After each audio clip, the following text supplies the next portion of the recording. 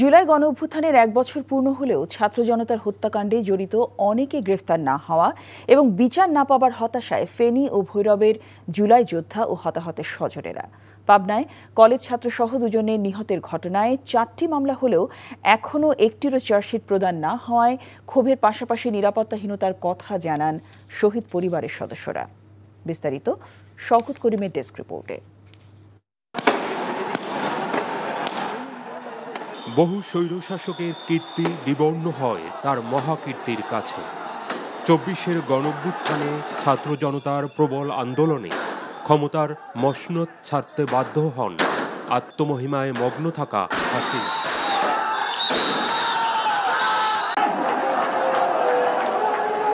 উত্তাল সময়ের বিভীষিকাময় দিন। আন্দোলনের দাবানলে ফেনীর মহিপালে ছাত্র জনতার উপর ঝাঁপিয়ে পড়ে হাসিনার পোষা বাহিনী। গুলিতে খালি হয় ৭ মায়ের বুক। তবে ৪টি হত্যা মামলার অগ্রগতির কথা জানান পুলিশ সুপার।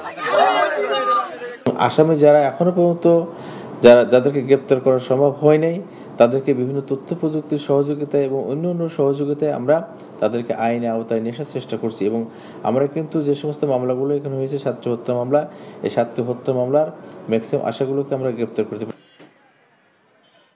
বৈষম্য বিরোধী আন্দোলন যখন তুঙ্গে, পাবনা শহরে আওয়ামী লীগ নেতাকর্মীর গুলিতে নিহত হন কলেজ ছাত্র জাহিদ সহ ২ শিক্ষার্থী।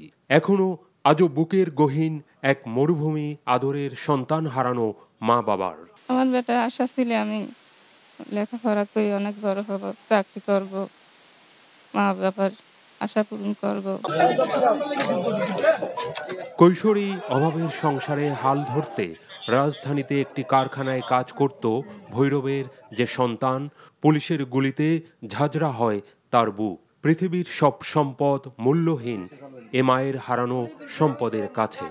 আমার ছেলে আমি সরকারের কাছে আবেদন করি, আমার ছেলের বিচার চাই। আমার মতন যারা সন্তান হারাইছে, স্বামী হারাইছে, ভাই হারাইছে, বোন হারাইছে, সারা জনে বিচার পা। স্বৈরতন্ত্রের রক্তচক্ষু গুলি উপেক্ষা করে আত্মবলিদানকারীদের কাছে এত ঋণ। তাদের বিজয় আজ জাতির অমর বিজয় কাব্য। শওকত করিম, এনটিভি নিউজ ডেস্ক। বান্ডেল থাকলে প্রতি সেনমানিতে টাকা বাঁচবে।